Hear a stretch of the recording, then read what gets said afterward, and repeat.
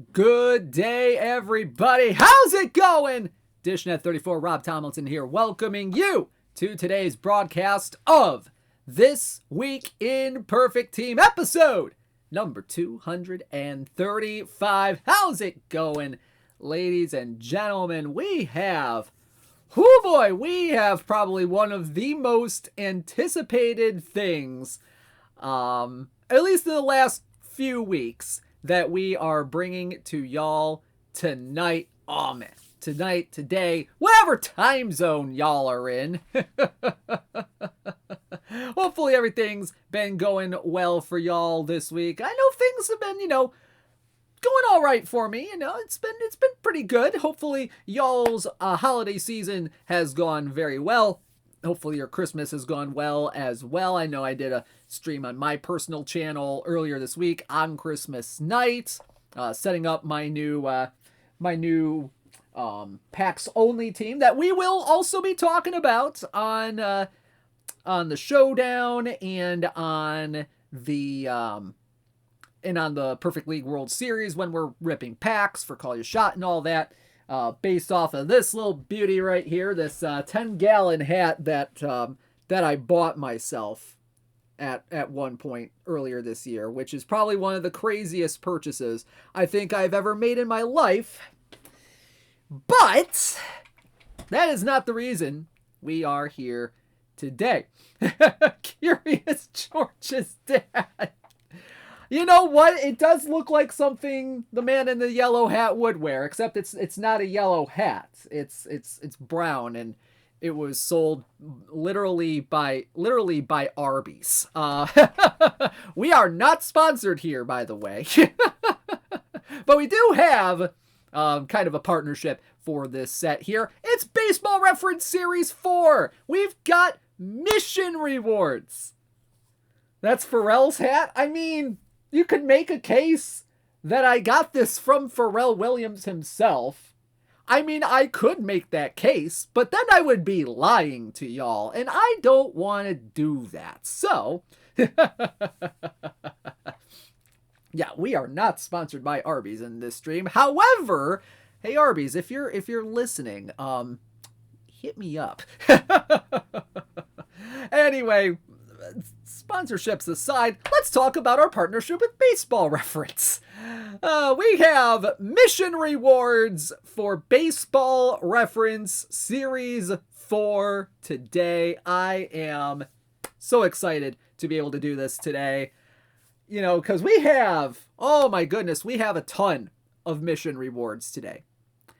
If I recall correctly, the number of cards that we have in this set, and I'm obviously not going to be showing off all of them, obviously. We have 22 mission reward cards that are in this set today. That is a double 2. So we're going to have some fun today. Let's go ahead and get started with the show.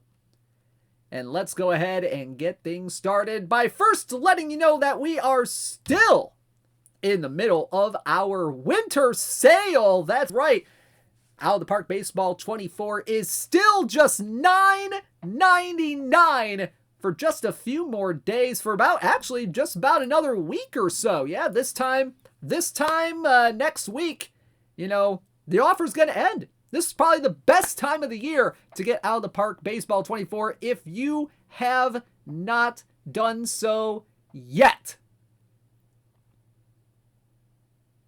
If you have not done so yet.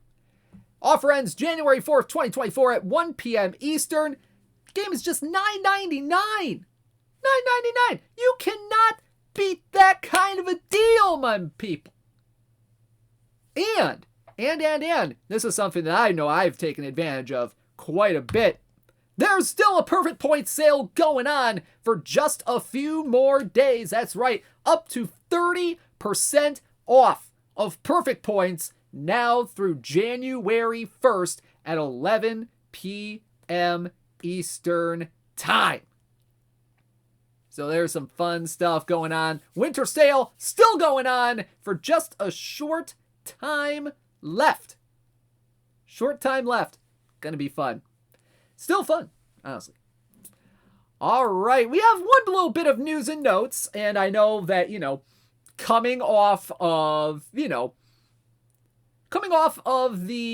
pop-up tourneys and the discourse among everybody about the pop-up tourneys from last week, we do still have some New Year's adjacent pop-up tourneys that are coming up this coming weekend. Here's a look at some of the ones that you will be seeing very, very soon. I'm not sure when they're going to go live, but these are the tournaments that we are going to be planning on for this coming weekend around New Year's Eve and New Year's Day as well. So we got 4 traditional pop-up tourneys that will be coming out very, very soon. A couple of them on December 31st, couple of them on January 1st. On December 31st at 1 p.m. Eastern, we have the Reflecting on 2023 pop-up, which will have 128 teams, a best-of-7 format with live plus cards, which means that some of the PT Elite cards will be eligible to be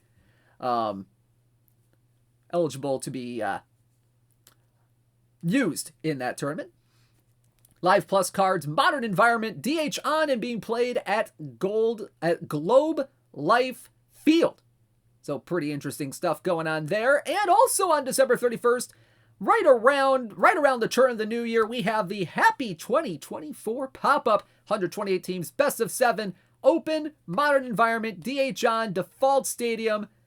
Fun stuff going on there. I have a feeling that the prizes for these are going to be the same as they were for the Christmas pop-up tourneys. I'll have to talk with Nico to get a confirmation on that, and I will let you know as soon as possible.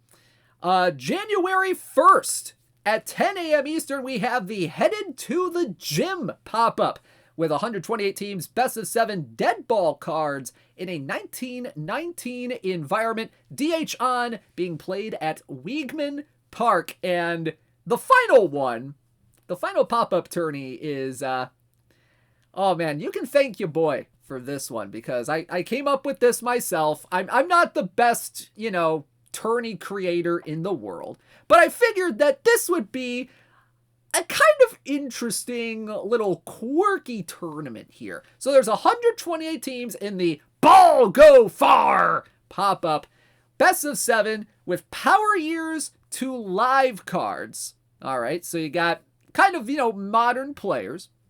Diamond ceiling on this, 2024 cap, because, you gotta ring in the new year somehow. With a 1924 environment. So we're talking a little bit of dead ball in here as well. A little bit later than the 1919 environment, but 1924 environment does spark a little bit of interest in my view. There will be a DH, and it's going to be played at 1995 Coors Field. So what got me curious is how kind of a dead ball environment could play in such a big offensive environment. I'm curious to see how that's going to be. I'm curious as how that's going to be. And of course, all traditional tourney pop-ups are a 1,000 perfect point entry fee. Y'all always have one entry fee slot, so it doesn't, take up any slots for your other traditional tourneys. So there's that as well. All right, now, along with the traditional pop-up tourneys, we also have some pop-up perfect draft tourneys. We have 2 of them coming up, one on December 31st and one on January 1st, both starting at 8 p.m. Eastern. On December 31st, we have the Ring in the New Year pop-up. 256 teams, a best of 7 format with a perfecto draft, 1994 run environment with a designated hitter on, being played at Griffith Stadium. And then on January 1st at 8 p.m. Eastern, we have the Happy New Year pop-up, 256 teams, a best of 7 format, perfecto draft, modern run environment, DH on, being played at Atlanta Fulton County Stadium. So Very, very interesting stuff going on right here. And of course, with the Perfecto draft, since this is a relatively, new format for this cycle, we've had Perfecto drafts in previous Perfect Team versions before. You pick 2 cards from each round from an array of 6 perfect cards in each of the 13 rounds. Be mindful of the positional breakdown. Only 24 starting pitchers, 6 relief pitchers, 6 catchers, 6 first basemen, 6 second basemen, 6 third basemen, 6 shortstops, 6 left fielders, 6 center fielders, and 6 right fielders. And yes, my tournament is intended to be a 2024 cap. So just a nice way to kind of incorporate the New Year's theme into it. So there you go. There's a look at the pop-up perfect draft tourneys. Gonna be pretty fun, pretty interesting to see how those drafts are going to be going down. I know I'm going to be in at least one of those, maybe 2 if I get lucky, and or want to, sacrifice a couple of my weekly perfect draft slots. But you know what? I like Perfecto drafts. I like the amount of players you can get in them. It's pretty cool. All right, so there's a look at the pop-up tourneys available. I will double check on the prizes, but I would imagine they would be the same as the pop-up drafts that we had around Christmas. Are these available now? I'm not sure when they're going to be available. I know they're going to be available soon, so stay tuned to your local information channels to find out when these are going to be going live. Alrighty. So let's go ahead and get you a little bit of a limited edition card update right here. Numbers are current as of 10 a.m. Eastern. We have 2 limited edition cards that are still available in packs right now. The 97 overall Tommy John. There are only 4 of those left as of 10 a.m. Eastern time.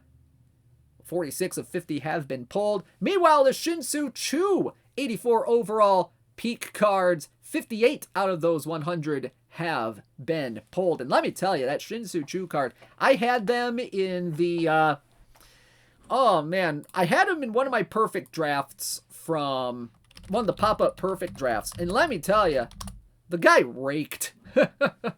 I believe it was the Wednesday OOTP era draft. Okay, so it wasn't one of the pop-ups. It was the Wednesday OOTP era draft. Oh, man. I had so much fun with that Shin-Soo Choo card in that draft. So there you go. There you go. There you go. There's a little bit of a limited edition card update for y'all. All right, let's get to the meat and potatoes of today. It is Baseball Reference Series 4, the mission rewards to, I believe, cap off the 4th series of Baseball Reference cards, focusing on some historic award winners. We have mission rewards, 22 of them in total. There will be, 22 missions or so that are going to be released today. All of these cards today are mission rewards. So these cards are not packable. These cards are not tournament rewards. These are all mission rewards for Baseball Reference Series 4 themed. All right. So we have 22 mission rewards in total. We are going to be showing off 15 of them today. Let's go ahead and get started. And we're going to start off. There's going to be one that rewards a silver card. We're not going to be showing that one off, but we're going to show off one of the ones that rewards you a gold card. So let's go ahead and show you what we got going on. I don't believe there's going to be packables. I don't believe there are no packables in this set. 0 packables. This is all mission rewards. 22 mission rewards in total. We're showing off 15 mission rewards. Also says mission rewards in the top of the slide. All right, here we go. We're going to show off one of the gold mission rewards that we have for y'all today. And it comes to us from a guy who broke a long streak of Gold Glove awards at the shortstop position, ladies and gentlemen. From the 1993 Pittsburgh Pirates, our first mission reward card we will be showing off is 86 overall, Jay Bell. Jay Bell from the Pittsburgh Pirates, 92 BABIP, 50 power, 68 avoid K, 90 contact, 87 gap power, and 90 on the eye. A little bit better against lefties than he is against righties. He has 97 BABIP, 52 power, 78 avoid K, 99 contact, 89 gap, and 96 eye against southpaws. Whoo, bud. Whoo, boy. Against righties, he's got 90 BABIP, 49 power, 64 avoid K, 87 contact, 86 gap, and 88 on the eye. However, his calling card, his big calling card, not exactly as bad, although it's a decent contact hitter, is his defense. He can play second base and shortstop, fully trained, 95 range, 101 error, 92 arm, and 93 on the turn double play. 56 speed, 59 stealing, 86 on the base running, 105 on the sac bunt, 100 on the bunt for hit. So this guy right here, maybe a lot of people actually consider him one of the better shortstops of his era, which is kind of fascinating. Kind of fascinating for me to hear about this because, I barely heard of Jay Bell before this game, so here we are. But this is a decent kind of, BABIP infused card, maybe a bit of a lefty versus left specialist, but the defense, if you're going for maybe a defense build with your team, maybe in like a gold tournament or something, or if you manage to get this card starting out, this is a decent defender at second base who can hit a little bit for you. Maybe you may not want to play him at shortstop because of the range and the error, but he can be fine at shortstop as well. So this Jay Bell card, decent contact hitter. He'll be a decent defender for you as well. 1993 season for Jay Bell was a very good one, actually. 310, 392, 437, just 9 homers on the season. 51 RBI, a 124 OPS plus, so very good above league average with his bat. 6.2 wins above replacement. He was an all-star. He was a gold glover. He was a silver slugger in the National League. Finished 19th in National League MVP, so we got a few votes here and there with that. This was his only full season, hitting over 300, which is something that I was kind of amazed by, to be quite honest with you. Had career highs in stolen bases and hits in the 1993 season. He had 187 hits that year, 16 stolen bases. Not a bad season for the guy. And one of the big things was that he broke a streak of 13 gold gloves in a row that were won by Ozzie Smith.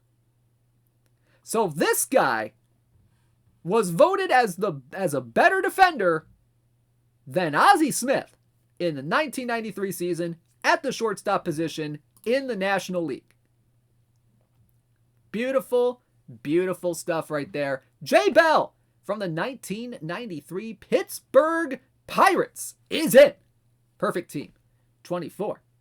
And I see someone in the chat asking, he had a 30-30 season in 1999, but they went with 1993. Well, guess what? In 1999, he did not win an award.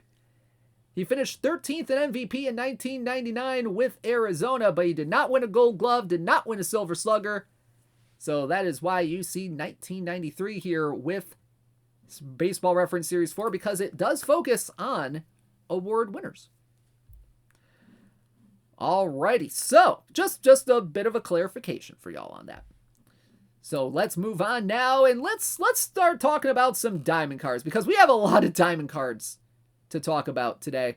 We have, at the end, we have 1, 2, 3, 4, 5, 6 perfects to show off. So we got about 1, 2, 3, 4, 5, 6, 7, 8 diamonds to show off for y'all today. And our first one of the day is a guy who, had probably one of the best best award-winning rookie seasons of the past 60 years. Ladies and gentlemen, you can look no further than the 1964 Minnesota Twins, one of the better rookie seasons of all time. 90 overall right fielder from the 1964 Minnesota Twins is Tony Oliva. Tony Oliva, 93 BABIP, 106 power, 104 avoid K, 126 contact, 103 gap power, and 48 on the eye. This guy is very much a versus right-handed bat, and you can see why with those versus right splits. 97 BABIP, 112 power, 107 avoid K, 133 contact, 109 gap power, and 51 on the eye. So he's not going to walk a whole lot for y'all, but he's going to hit fairly well for y'all if you get this card.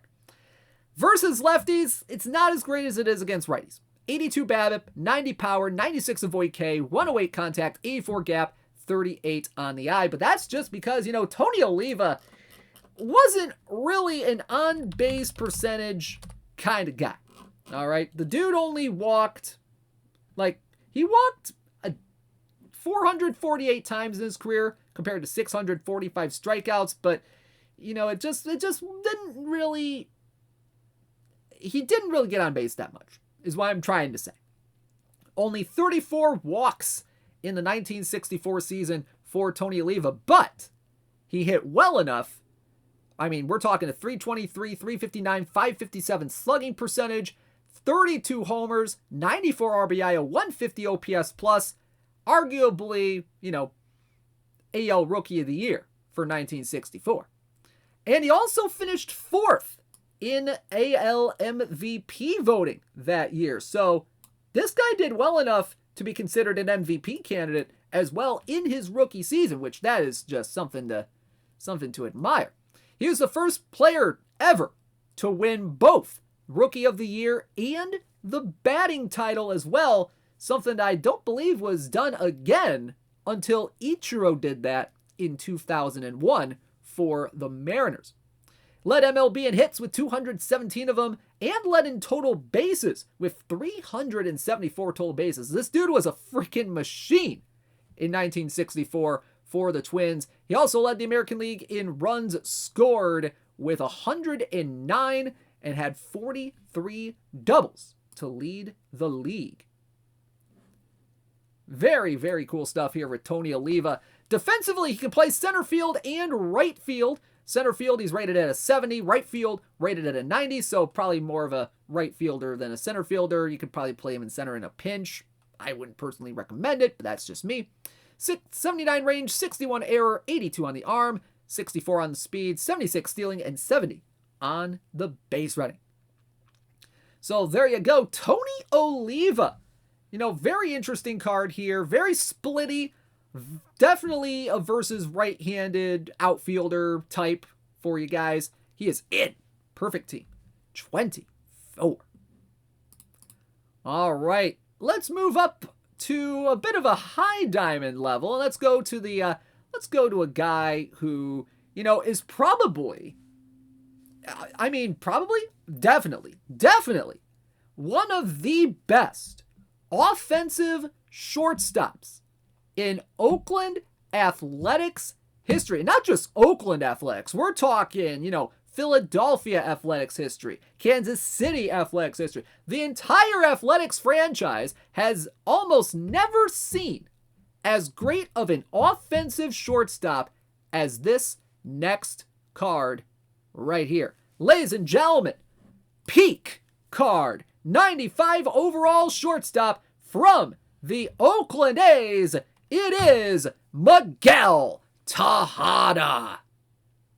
Miguel Tahada, he is another mission reward card coming up for Baseball Reference Series 4. He's got 84 BABIP, 116 power, 101 avoid K, 120 contacts, 107 gap, and 51 on the eye.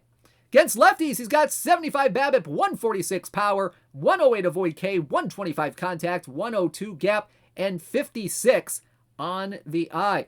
Against righties, he's got 87 BABIP, 107 power, 99 avoid K, 119 contact, 109 gap, and 49 on the eye. Defensively, he can play third base and he can play shortstop as well. It's a very, very interesting stat layout for his defense. 87 range, 72 error, 92 arm, and 96 on the turn double play. 36 speed, 76 stealing, 85 on the base running. Folks, I had a whole lot of fun looking at Miguel Tahada's stats and how they compared in Oakland Athletics history. I mean, the guy was only in Oakland for 7 seasons, 97 through 2003. And in that time period, he really established himself as one of the best offensive shortstops the team has ever seen and probably will ever see in their careers.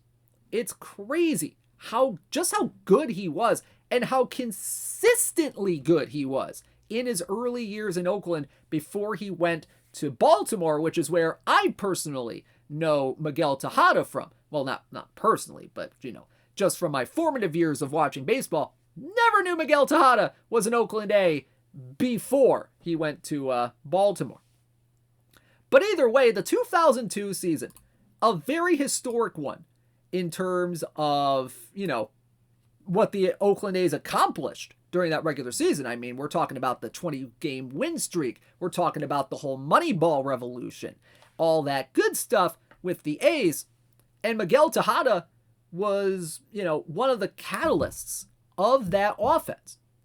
308 average, 354 on base, 508 slugging, 34 homers, 131 RBI, and a 128 OPS plus. Now, he wasn't great at taking walks, as you can see by the eye. So maybe that's why, he got traded a couple years later, or maybe because he was getting too expensive for the Oakland A's, which that would not surprise me as well either. But he was named the 2002 American League Most Valuable Player for his efforts during the regular season. He was an All-Star as well, and actually this was his first All-Star game selection. Now, one of the things I really found fascinating is that this is the third straight year that he had 30 or more homers, and he is the only Athletics shortstop in the history of the team to have not just consecutive years of 30 or more homers, but to have 3 consecutive years of 30 or more homers among only Oakland A's shortstops, which is pretty darn cool. Plus, for his time in Oakland, he had the second best Baseball Reference WAR and the most home runs by an A's shortstop since the 1970 season. Which that is just absolutely incredible. So Miguel Tahada, this is a peak card, but really this is kind of based on his 2002 season, which was just absolutely phenomenal. He is in Perfect Team 24 as a mission reward. This is a fun one. This is a fun card right here. Alrighty, let's go to our next card of the day. And you know what?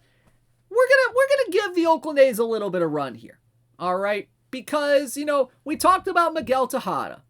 All right? But this guy right here, probably one of the more underrated defensive third baseman of all time for the A's. So let's go ahead and go to our next player. Third baseman, 97 overall, Eric Chavez. Eric Chavez, 85 BABIP, 107 power, 82 avoid K, 111 contact, 86 gap, and 109 on the eye. Oh boy, people forget that Eric Chavez had a bat as well. People forget that Eric Chavez had a bit of a bat.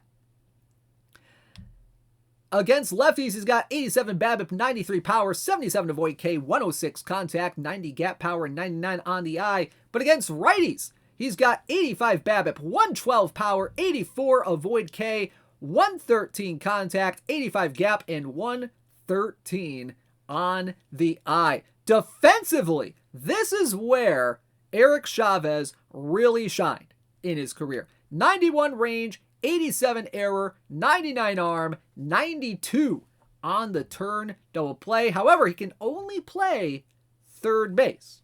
So that's something to consider if you really want the defense at third base. Just something to consider if you really value defense over at third base. Speed, stealing, and base running, not exactly there. 32 speed, 64 stealing, 84 on the base running though, so that's not bad. But you know what? Eric Chavez's career, spanned Oakland, and then a couple years in New York with the Yankees, and then a couple years in Arizona to finish out his career. I do not remember the Arizona years at all, because that is just absolutely insane that he did have some run with the Diamondbacks later on in his career, like for the last couple seasons of his career. But the dude put up 17 years of pretty good offense. From 1998 to 2014, he had a 268, 342, 475 slash line, 260 career home runs, 902 RBI.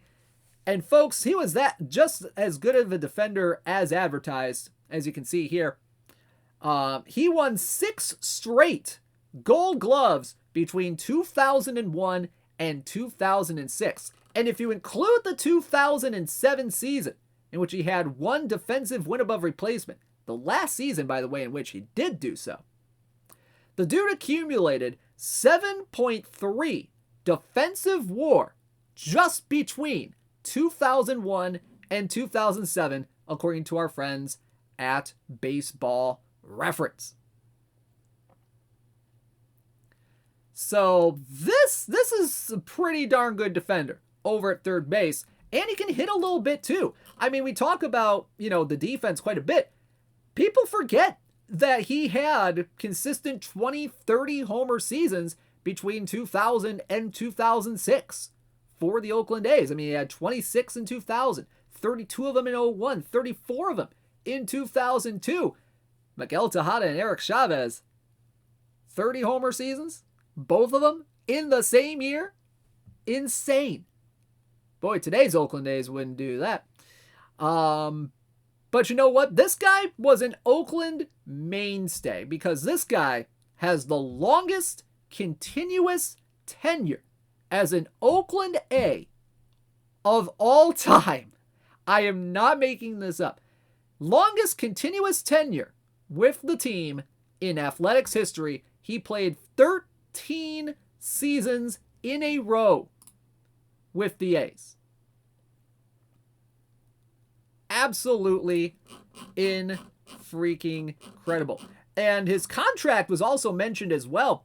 This guy made like $8.5, $9.5, $11.5 million a year in his later years with the Athletics, which is just absolutely insane to kind of think about because, this is the Oakland A's we're talking about, and they cry poverty every chance they get.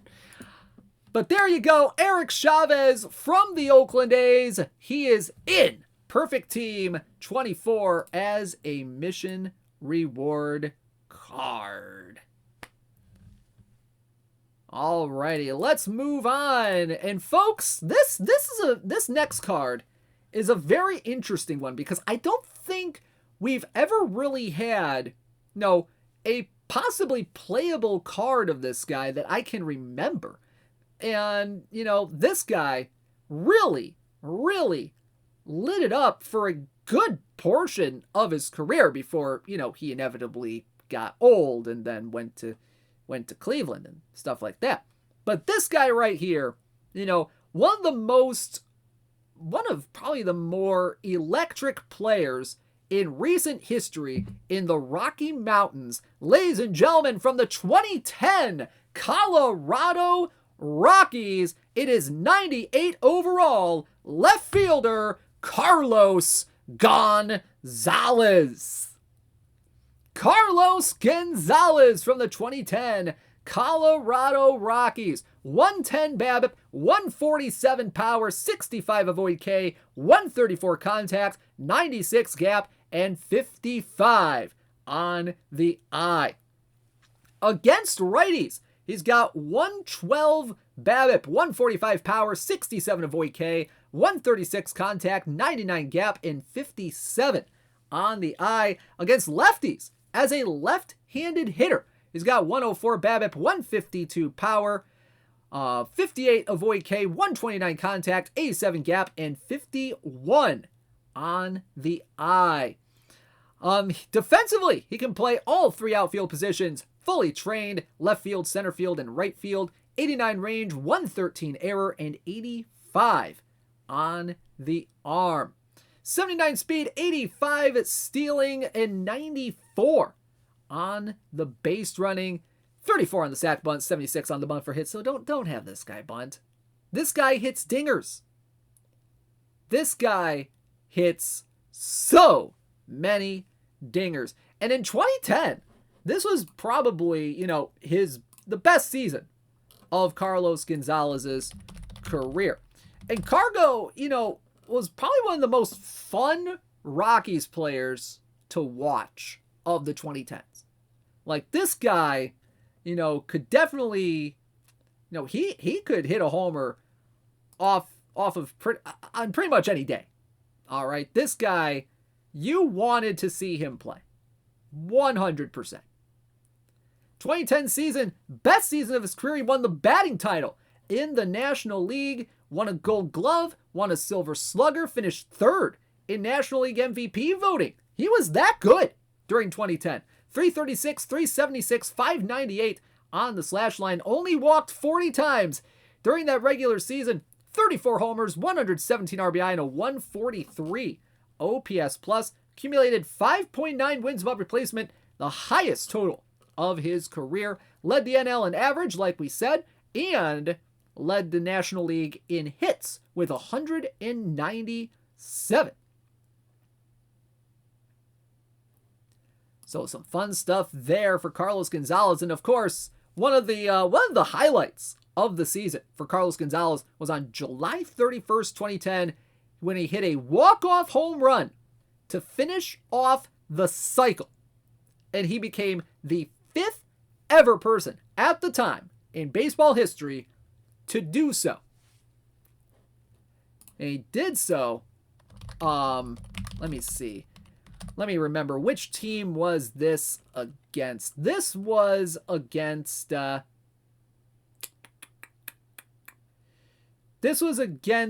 Chicago Cubs. First pitch of the bottom of the 9th inning. Bada bing, bada boom, hit it right out.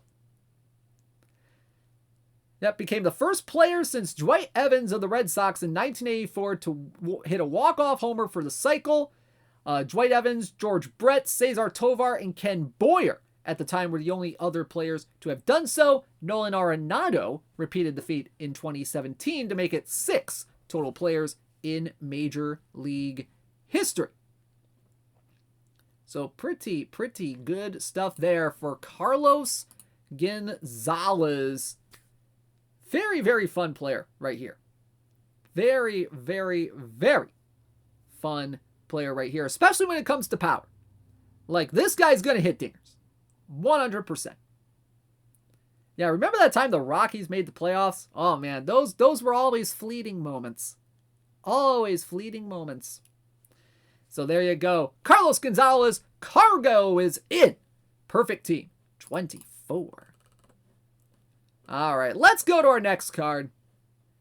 And we have our first pitcher of the day. That's right, we have our first pitcher of the day. We're going to have a few pitchers in this set to kind of go through, so be forewarned. There's going to be a few pitchers in this set. And folks, this guy right here, oh man. This is a fun card coming up right here. Ladies and gentlemen, we are going to go to the 1997 Montreal Expos. And this was this particular player right here. Probably known more for his exploits with the Red Sox, but 1997 was the year that everybody in baseball got to witness this guy becoming him. Ladies and gentlemen, 99 overall, right-handed starter from the Montreal Expos. He is a mission reward. It is Pedro Martinez. Pedro Martinez, 136 stuff, 114 movement, 98 homer rating, 111 pitching BABIP, 92 control. Against lefties, he's got 134 stuff, 116 movement, 100 homer rating, 110 pitching BABIP, and 90 on the control. Against righties, he's got 137 stuff, 112 movement, 96 homer, 113 pitching BABIP, and 94 control. 102 on the stamina, 77 on the hold runners. He's got fastball, slider, curveball, and circle changeup. Whoo boy. 94-96 on the velocity, neutral, ground ball to fly ball tendency. This guy is one heck of a spicy diamond card right here. Big stuff, big pitching BABIP. The control, not bad in a 92. Homer suppression isn't too terrible either, around a 98. Got pretty good stamina, pretty decent on the hold runners as well. This is a fun card. 100% a fun card right here. And Pedro Martinez, he became him during the 1997 season. I mean, we're talking a 17-8 record, a 1.90 ERA. Folks, he would not have between 1997 and 2004. Well, from 1997 to 2003, this was the first year of a stretch in which he did not have an ERA that started with a 3. This was the first year pretty much of Pedro's peak. And it was his last year in Montreal as well, so take that as you will. 17-8 with a 1.90 ERA, 11.4 strikeouts per 9, 2.5 walks per 9, and 9 wins above replacement, which led the National League in that category, which that's something to behold. Won the 1997 NL Cy Young Award. He was an all-star and received some MVP votes, finishing 16th in National League MVP. But man, oh man, the black ink on his baseball reference page for this particular season is incredible. Led MLB in ERA, led MLB in complete games as well. He had 13 of them with 4 shutouts, which did not lead any league in that category. He had a .932 whip, which that's pretty low by Pedro's. That's pretty low by Pedro standards, but not as low as, his 2000 season, obviously. But he also led the National League in strikeouts per 9 and in FIP with a 2.39 FIP. 305 strikeouts. First time he eclipsed the 300 strikeout plateau. He would only do it once more in 1999. This was just a phenomenal season, and it was kind of a harbinger of things to come for Pedro Martinez, because obviously, as you know, he went to the Red Sox afterward. Went to the Red Sox on November 18th, 1997, traded to Boston for a player to be named later, and Carl Pavano. Whoo, Carl Pavano. That is a trade. And the Red Sox sent Tony Armas to complete that trade. So, the Red Sox fleeced the Expos with this trade in big way right here. Goodness gracious. But man, oh man, this was the first year in which Pedro really became Pedro Martinez, and he is in Perfect Team 24. Fun stuff. fun stuff, this Pedro Martinez card. All right, let's move on to our next one on the day. And folks, oh boy, oh boy, oh boy, oh boy. Folks, this has to be one of the most fun outfielders of the last couple of decades. And probably one of the best people of the last 20 or so years. And folks, we are going to go to the great city of Pittsburgh, Pennsylvania for our next card. Center fielder, peak card from the Pittsburgh Pirates. It is 99 overall, Andrew McCutchen.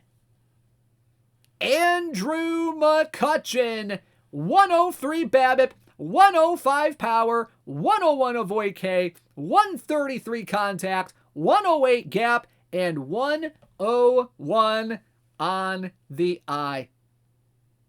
Whoo boy. This is probably one of the best Andrew McCutchen cards we have probably ever had in this game. Like, straight up. We're talking 103 BABIP, 105 power, 101 avoid K, 133 contact, 108 gap, 101 on the eye against lefties. He's got 106 BABIP, 114 power, 108 avoid K, 141 contact, 107 gap, 105 on the eye. Against righties, he's got 102 BABIP, 102 power, 98 avoid K, 130 contact, 109 gap, and 100 eye. Range in center field. He's got it. 95 range, 88 error, and 80 on the outfield arm. So a pretty decent defender out there in center field. 67 speed, 78 stealing, and 116 on the base running. Just an absolutely insane base running stat right there. So be as aggressive as you want with this Andrew McCutchen card on the base paths. He's going to be pretty good for you in the base running department. Folks, Andrew McCutchen is good. And yes, these are all mission rewards. Please remember, these are still all mission rewards. So keep that in mind. From 2009 to today, he's still playing, by the way. He's coming back to the Pirates for another season next year. 276, 369, 465 on his career slash line, 299 career home runs, 1,045 RBI. He was a 2013 National League MVP. He is a 5-time All-Star, 4-time Silver Slugger, and won a Gold Glove in the 2012 season. He is 4th in Pirates history in home runs with 215 career home runs. He is also 8th in Pirates history in wins above replacement with 41.9 as a Pittsburgh Pirate. So this guy, definitely one of the most fun outfielders of the last 20 years, like I said. Because, Andrew McCutchen, when he was with the Pirates, he was the spark plug of that Pirates offense in the years where they were actually good. And he's kind of that veteran presence now in the Pittsburgh clubhouse, but he's still putting up halfway decent numbers.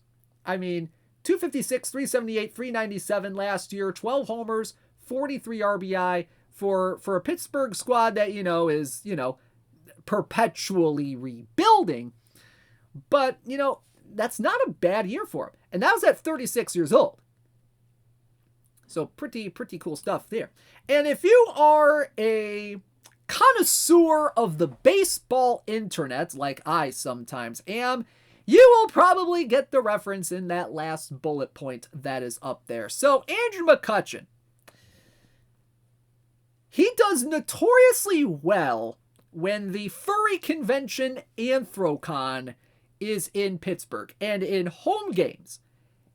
In games where he has played in Pittsburgh, around the time of Anthrocon, which is usually, late June, early July-ish. And this was all detailed in a Foolish Baseball video, which you should go watch because it is one of the more funny baseball pieces of content that I think I've seen in quite a while. Between 2014 and 2023, and 2014 was the first time in which he tweeted out the notorious furries tweet, which set off this whole thing. In 19 games played in Pittsburgh around the time of Anthrocon, he has hit 392, 467, 734 on the slash line. 4 homers in 19 games during those dates. It is absolutely incredible. He has actually been, he actually has talked about it just a tiny, tiny bit about this connection on, I think, Ben Roethlisberger's podcast, which Ben Roethlisberger has a podcast? Really? Okay. You go, you do you, dude. But Andrew McCutchen, this is just a fun card right here. All right. Big hitting against lefties. Pretty good hitting against righties as well. Has a good defensive component to it. This is a pretty solid center field card, at least for diamond tournaments. And it looks like we do have a little bit of an inaccuracy on this particular slide. He does have eligibility in left field and right field. He has a 120 rating in left field and a 109 rating in right field. So he does have left field and right field eligibility. It will be what you see on the card when McCutchen releases. So there's that. And honestly, you could probably consider this a furries edition of Kutch because he's so darn good. All right, there you go. Andrew McCutchen from the Pittsburgh Pirates is in Perfect Team 24. All right, let's go now to the Keystone position. Going from the Keystone State to the Keystone position over at second base. And we're going to go to one of the more underrated defenders. Underrated defenders at second base in the 21st century. This guy is a Tigers legend, but most of his damage was done in Texas. Ladies and gentlemen, 99 overall, peak second baseman from the Texas Rangers. It is Ian Kinsler. Ian Kinsler, 89 BABIP, 95 power, 98 avoid K, 117 contact, 110 gap, and 88 on the eye. Against lefties, he's got 95 BABIP, 103 power, 110 avoid K, 130 contact, 102 gap, and 90 on the eye. Against righties, he's got 88 BABIP, 93 power, 94 avoid K, 113 contact, 113 gap, and 88 on the eye. Defensively, this is where he really shines. At second base, he's got 92 range, 93 error, 87 infield arm, and 98 on the turn double play. 85 speed, 95 stealing, and 99 on the base running. So he has some pretty good, speed, stealing, and base running numbers as well. Could probably be useful for some people. 79 sack bunt, and 75 on the bunt for hit. Ian Kinsler, quietly, a solid career. Probably won't be in the Hall of Fame, but this is a hall of pretty good kind of player. Between 2006 and 19 in his career, hit 269, 337, 440 with 257 career homers, 909 RBI, 2-time Gold Glover, and a 4-time All-Star. And he's one of 13 players ever to have multiple 30-30 seasons. So Ian Kinsler doing those 30-30 seasons in 2009 and 2011. So with a 103 game season in 2010 mixed in between. But doggone, this guy pretty darn solid defender. And this is really what his calling card was. I mean, we're talking, he consistently put up positive defensive wins above replacement for the majority of his career. In fact, he had a 2.7 WAR season in 2009 with Texas, a 2.1 in 2011. He had a 2.2 year his first year in Detroit, which, by the way, that 2014 season, that was his, wasn't actually his first Gold Glove, but still pretty darn good right there. He did win a Gold Glove in 2016 with the Tigers, and then won a Gold Glove in 2018 in the American League between LA and Boston when at the age of 36 he had 1.4 DWAR with the LA Angels, which is pretty darn good right there. But this guy was, maybe he wouldn't be, the greatest contact hitter in the world. I mean, he didn't really hit above 300 often. He did do so in 2008, but that was the only season in his career where he really did that. Did get close in 2015 with the Tigers, hit 296. Then he had a 288 season with 28 homers in 2016 for the Tigers. The last year the Tigers were actually halfway decent. But he has the fourth most defensive WAR at 15.1 among all second basemen since the year 2000, which that is a pretty good accomplishment. Pretty darn cool accomplishment right there for Ian Kinsler. And yeah, Kinsler definitely, he has some Hall of pretty darn good considerations. Probably not going to be a Hall of Famer, but maybe the voters could probably give him a little bit of a look, especially given his defensive bona fides as well, plus the fact that he had multiple seasons where he hit double-digit homers. He had a couple 30-homer seasons, had a couple 20-homer seasons with the Tigers. Wasn't the best contact hitter in the world, but he did amass 54 WAR in his career. And if we're talking about, similar batters to Ian Kinsler, if we're talking similarity scores, the number one similar batter in similarity scores on Baseball Reference is a guy who is currently on the Hall of Fame ballot, Chase Utley. Something to think about a little bit. So there you go. Ian Kinsler from the Texas Rangers. He is in. Perfect team. 24. Alrighty, let's go to our final diamond card of the day. Final diamond card of the day. And folks, we're going back to the pitcher's mound. And we're going to go to one of the starters that was involved in the 1968 World Series. We're going to go to one of those guys that was involved in that 1968 World Series.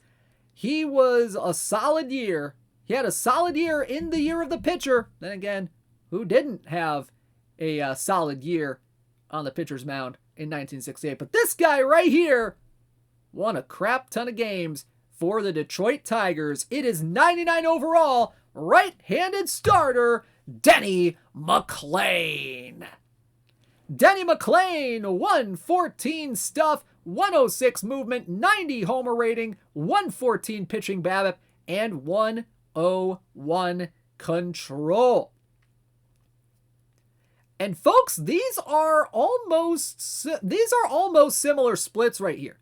Against lefties, he's got 114 stuff, 104 movement, 87 homer rating, 113 pitching BABIP, and 99 on the control. Against righties, he's got 114 stuff, 108 movement, 91 homer rating, 114 pitching BABIP, and 103 control. 111 stamina, 59 on the hold runners. He's got fastball, slider, curveball, and changeup in his repertoire. Folks, Denny McLain may have had some, issues off the field after his career. But as a pitcher, statistically, pretty darn good right here. 31-6 in the 1968 season, a 1.96 ERA, 7.5 strikeouts per 9, 1.7 walks per 9, and a 1.54 ERA plus. He was a 1968 AL Cy Young and the AL MVP in 1968. He was also an All-Star as well. And he was the last MLB player to win 30 games in a season. The last guy to win 30 games in a season. It's honestly a miracle people win 20 now. He led MLB in wins, innings pitched with 336, and led the American League in complete games with 28 complete games. This guy, pretty darn good as a player during the majority of his career.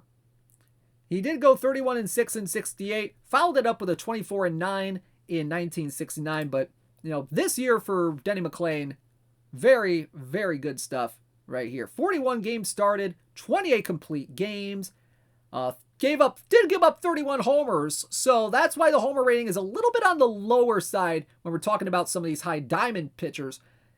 Homer rating's only at a 90, against lefties about an 87, so he did lead the league in giving up homers. So something to consider a little bit if you're looking at this guy. And also, this is the first year of back-to-back Cy Young wins for Denny McLain. So there you go, Denny McLain, 99 overall from the Detroit Tigers. It is in. Perfect team. 24. Alrighty, folks, let's move on to some perfect cards. And ladies and gentlemen, we're going to go to a guy that really needed LASIK surgery at one point in his career. Did that help him throw out base runners on the base paths? Who's really to say? But this guy, probably one of the better catchers in Atlanta Braves history. And this guy is 100 overall from the 2008 Atlanta Braves. It is Brian McCann. Brian McCann, 88 BABIP, 91 power, 103 avoid K, 116 contact, 110 gap, and 82 on the eye. Against righties, he's got 87 BABIP, 98 power, 106 avoid K, 119 contact, 110 gap, and 83 on the eye. Against lefties, he's got 94 BABIP, 70 power, 96 avoid K, 110 contact, 109 gap, and 79 on the eye. However, we take a look at the defense over there. He's got 112 on the catcher ability and 84 on the catcher arm. Speed, stealing, and base running, not quite there. 15 speed, 80 stealing, 38 on the base running, and also do not have this guy bunt. It is 56 sack bunt and 37 on the bunt for hit. Brian McCann is a very interesting player to kind of make perfect team cards for, because he has had an interesting career, if not mildly consistent. He's had a mildly consistent career. And while it's not going to put him in the Hall of Fame by any stretch of the imagination, he had 9 straight seasons with 20 or more homers, and 2008 was the first year of that particular streak. He had 10 seasons in total with 20 or more homers. First one came in 2006. Then he had the string of 9 from 2008 all the way up to 2016. He was a 2008 Silver Slugger, hitting .301, .373, .523 with 23 home runs, 87 RBI, and a 135 OPS plus. Actually finished second on the team behind Chipper Jones in wins above replacement, which is just kind of wild to think about, to be quite honest with you. He was also an all-star with the Braves that year.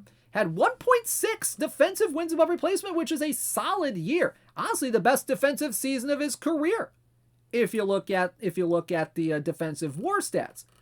However, if you look a little bit closer in that, yeah, he only had 9 errors behind the plate, turned 9 double plays, had a pretty decent year, probably a pretty decent catcher ERA. He allowed the most stolen bases in MLB that year with 93 stolen bases. So there's a little bit of up and down with this Brian McCann card.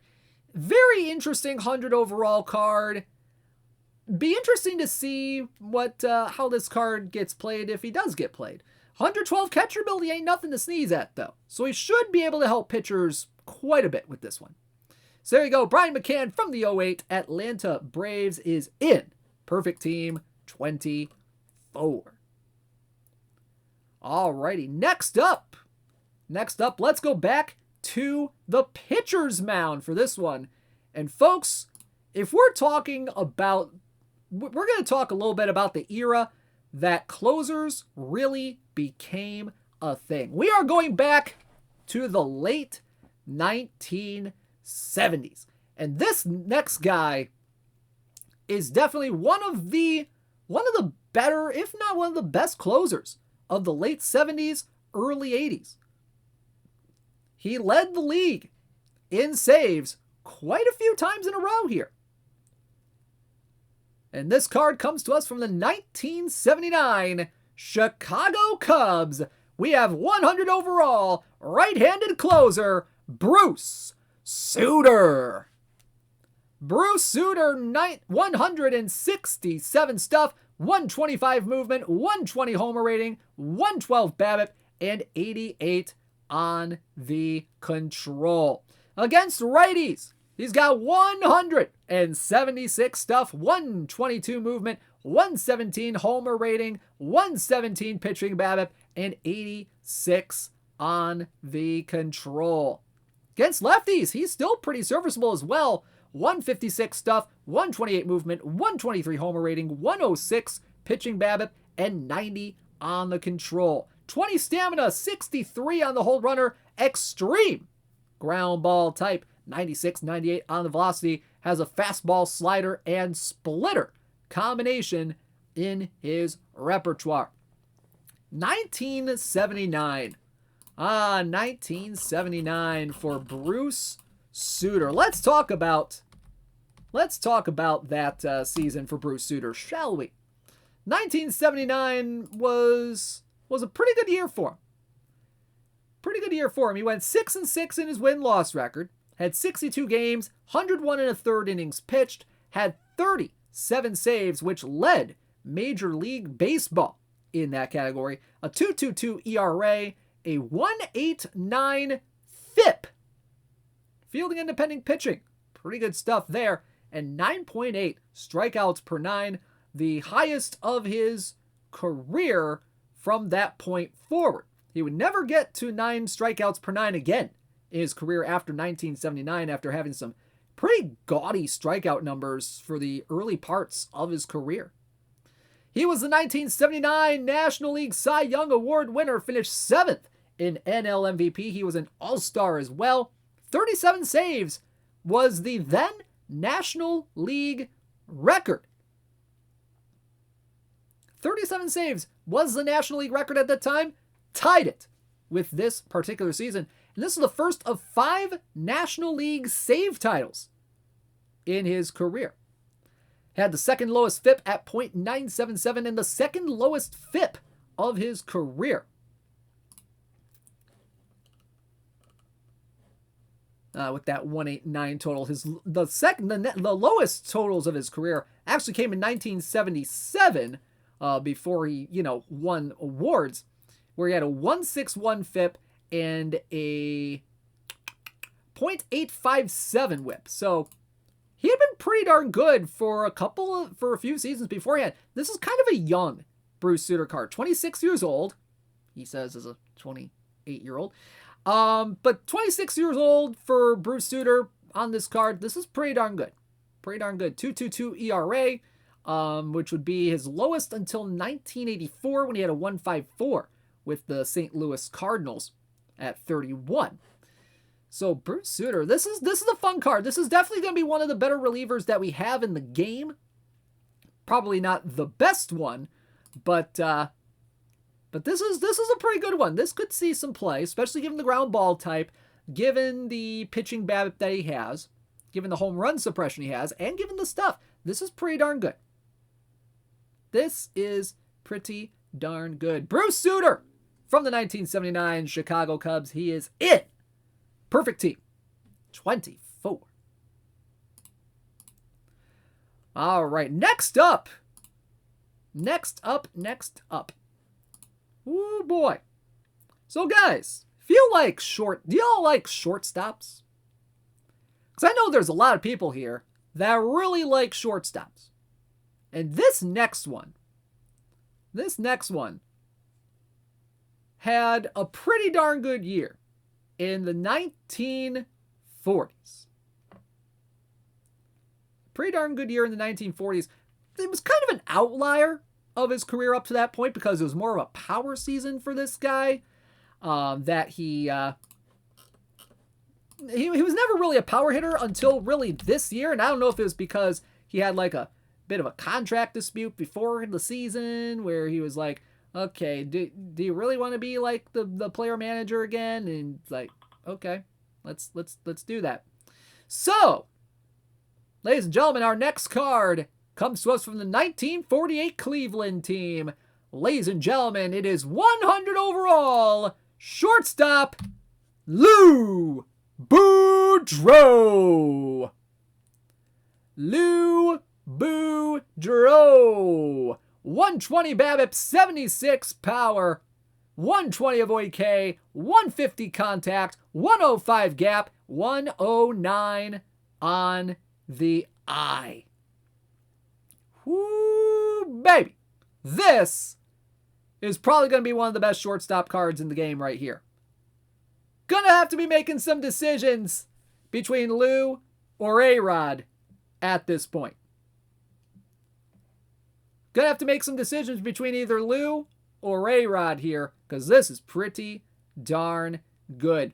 Against righties, he's got 121 BABIP, 74 power, 120 avoid K, 151 contact, 105 gap, and 108 on the eye. Against lefties, 116 BABIP, 82 power, 120 avoid K, 149 contact, 106 gap, and 112 on the eye. 35 speed, 41 stealing, 68 on the base running, 111 on the sack bunt, 102 on the bunt for hit. Whoo boy! If you thought that was a spicy bat, look at the defense. 110 on the infield range. 99 error, 102 arm, 103 on the turn double play. Whoo boy! This is pretty darn cool right here. Huge bat right here.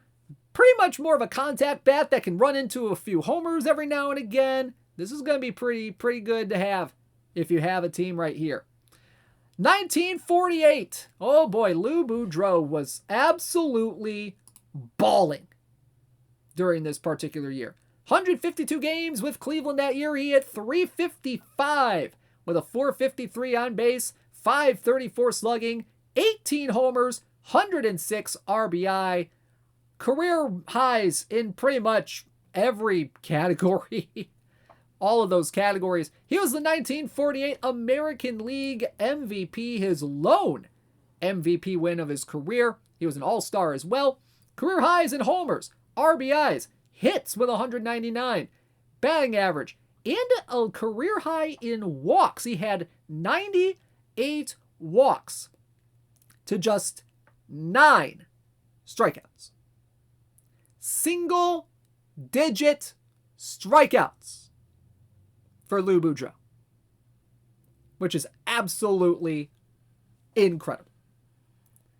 10.4 wins above replacement. He led the American League in that category. Had 8.3 offensive WAR. Led the American League in that category. 3 defensive wins above replacement, which led MLB in that category.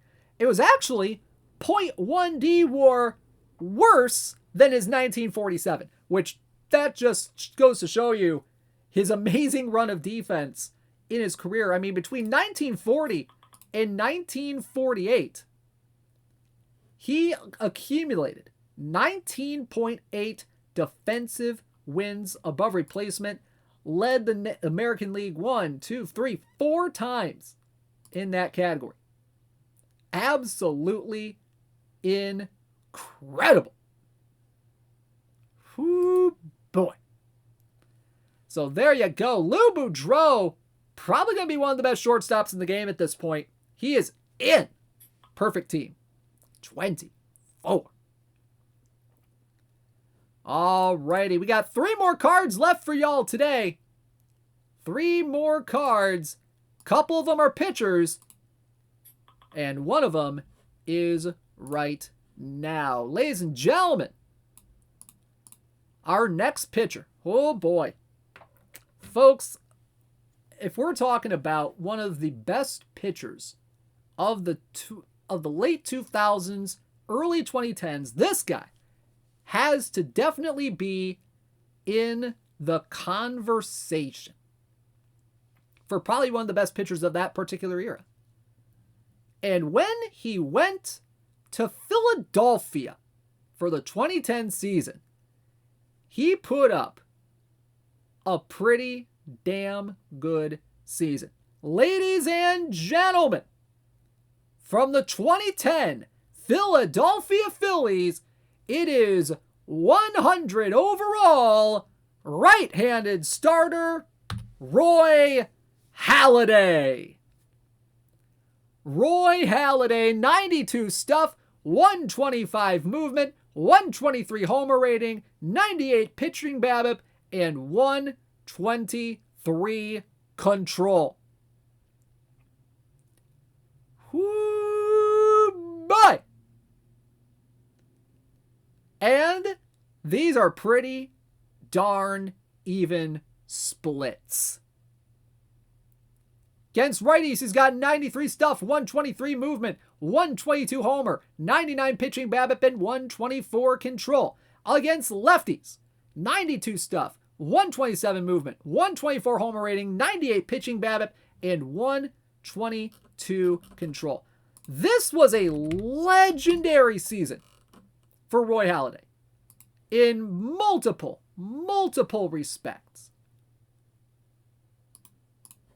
Because we're talking, this was the era in which the Phillies had that super rotation of him, Hamels, Oswalt, Cliff Lee. You can kind of throw in Joe Blanton if you want to. I personally wouldn't. But you know what? Roy Halladay, in his career, probably, he had some really good years. But I don't think any of them were as good as what he was in 2010 for the Phillies. He went 21-10 with a 2.44 ERA, 7.3 strikeout to walk ratio, which led the National League in that category, and a 1.67 ERA plus. Pretty darn good. He was the 2010 National League Cy Young Award winner, finished 6th in National League MVP. He was an all-star as well. Led Major League Baseball in wins with 21 of them.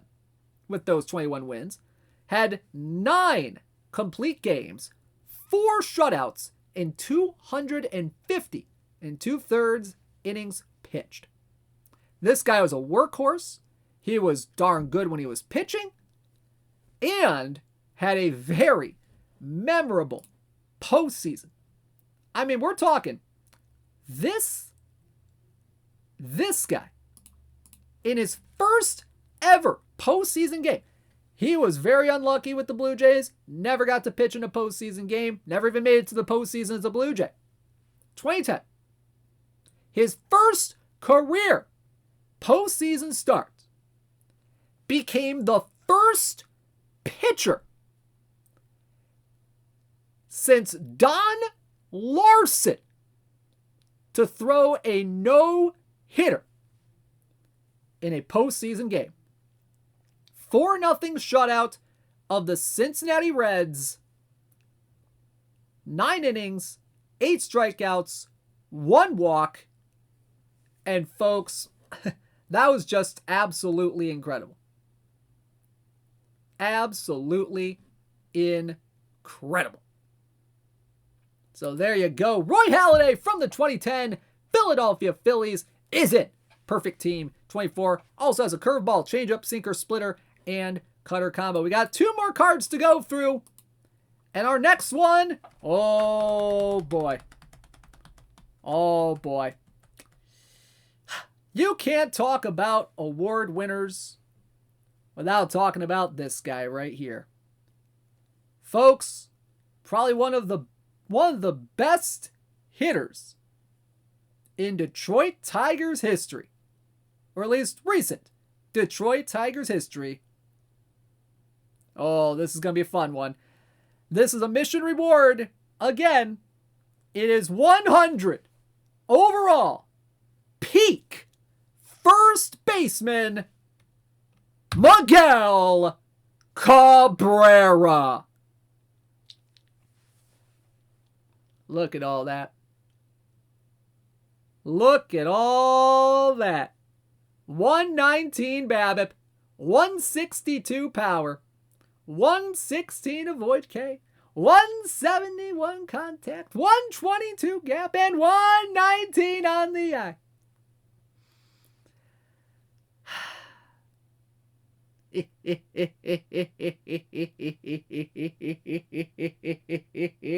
Let's go! Let's go! Against lefties, he's got 124 BABIP, 179 power, 111 avoid K, 174 contact, 119 gap power, 122 on the eye, 125 on the eye. Against righties, it's 117 BABIP, 157 power, 118 avoid K, 169 contact, 123 gap, and 117 on the eye. Folks, Miguel Cabrera was good. Oh, the recently retired Miguel Cabrera. Defensively, he can play first, third, and left field. You would probably want to put him at first base. 52 range, 69 errors, 67 arms, 61 on the turn double play on the infield. In the outfield, he has 46 range, 53 error, and 70 on the outfield arm. Whoo boy. In his career, from 2003 to 2023, he has 306 average, 382 on base, 518 slugging, 511 career homers, 1,881 RBI. He is a 2-time American League MVP. Some people say he should not have won any of those MVP awards. They are wrong. 7-time Silver Slugger, 4-time batting title. He won the 2012 Triple Crown, first since Yaz in 1967, and he has the distinction of having the most home runs and the most hits by a Venezuelan player in MLB history. So folks, this is a fun one right here. I am so going to be going for this card right here. Oh my goodness. This is going to be a fun one. This is a fun one right here. This is a fun one right here, folks. Miguel Cabrera from the Detroit Tigers. He is in Perfect Team 24. And folks, to cap off this content set, this is a card that badly needed a redemption arc. If you complete all of the missions, I think this is correct. I believe if you finish all the missions for Baseball Reference Series 4, I'm not sure if it's like Baseball Reference, all the Baseball Reference series from 1 through 4. Who knows? I don't recall at all. But no, this one definitely needed a bit of a redemption arc, because I did not spend a whole lot of time talking about this card last year when it came out, because it was not up to par with what we wanted. And you know what? It was one of the cards where I was, you know, probably one of the most confusing cards I think I ever saw last year on the stream. So folks, this time, I think we've got it right this time. Mission Reward, Baseball Reference, Series 4, comes to us from the 1968 St. Louis Cardinals.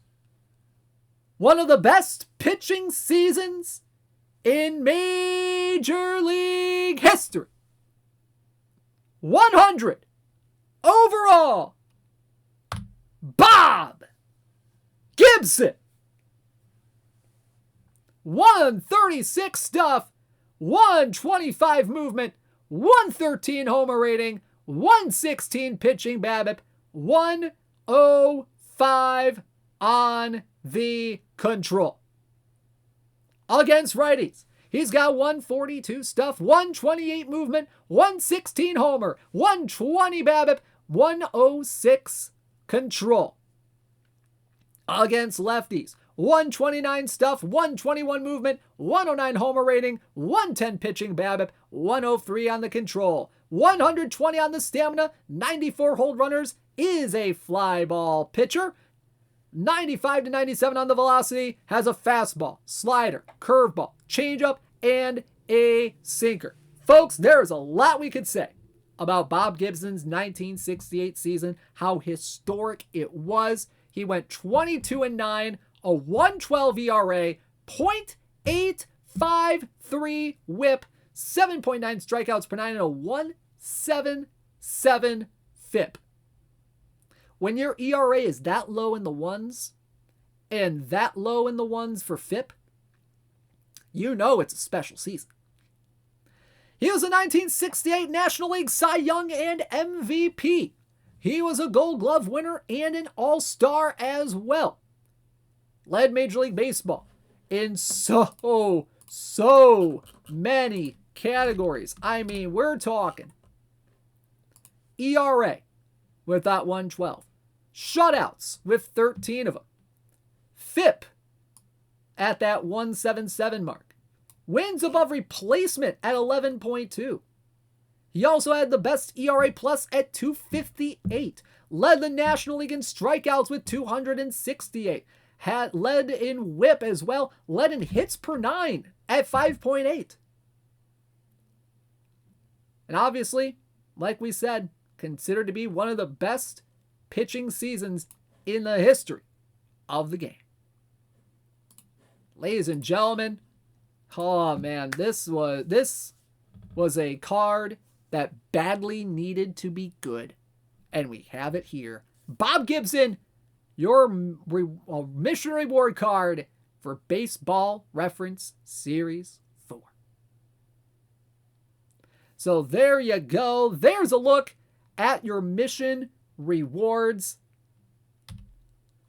Let's talk about the rest of the cards that we have in this set. We have, as mission rewards, 73 overall starting pitcher Jack McDowell from the 1993 Chicago White Sox. 86 overall starting pitcher Steve Stone from the 1980 Baltimore Orioles. Have a couple of Oakland Athletics in here.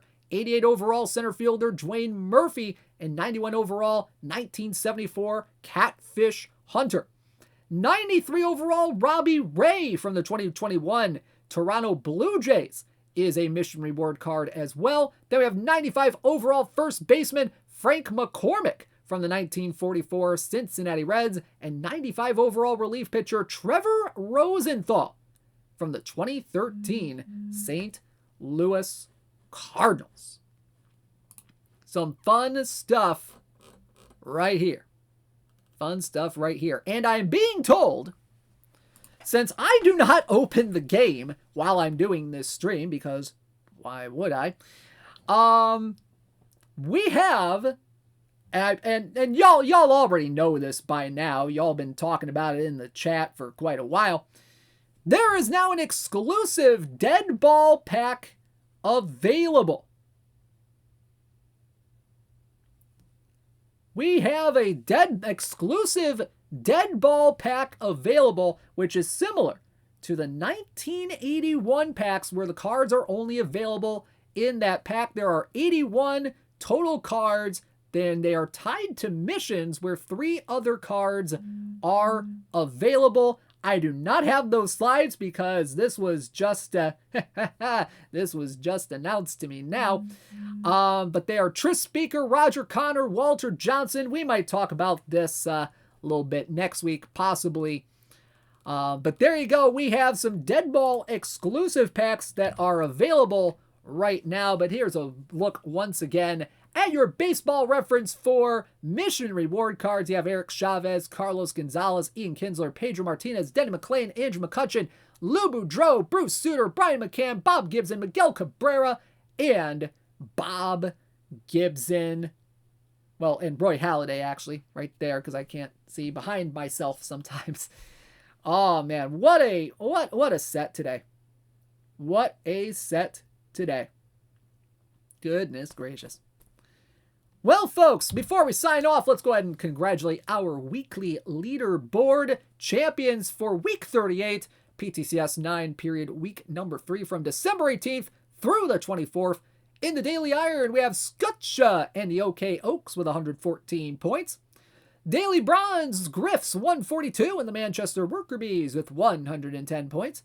Daily Silver last week won by Robert Cat and the Denver Highlanders with 197 points. That's the 3rd week in a row that Robert Cat has won the Daily Silver leaderboard. Daily Gold was won by W. Rob 81-33 and the Flying Tigers with 114 points. Daily Diamond last week won by Admiral Relativity for the 2nd week in a row with his Lamarinda Star Crushers with 168 points. In the Daily Open, we had Moonlight Matt and the Cleveland Flying G's take the dub with 108 points. Daily Wildcard last week won by Galoy and the Nagoya Grampus with 139 points. Weekly Tournaments last week won by Weldon 06 and the Gouverneur Destroyers with 152 points. Griffs 142 also winning the Perfect Draft Daily Leaderboard Championship last week with the 147 points. And the PD Weekly won by Waddy 3 and the North York No Logo with 82 points. So folks, thank you so much for tuning in to today's broadcast of This Week in Perfect Team, episode number 235. What a fun set we have here today. Good luck collecting those missions. It's going to be a fun one. There are a lot of fun cards to collect. Good luck to everybody.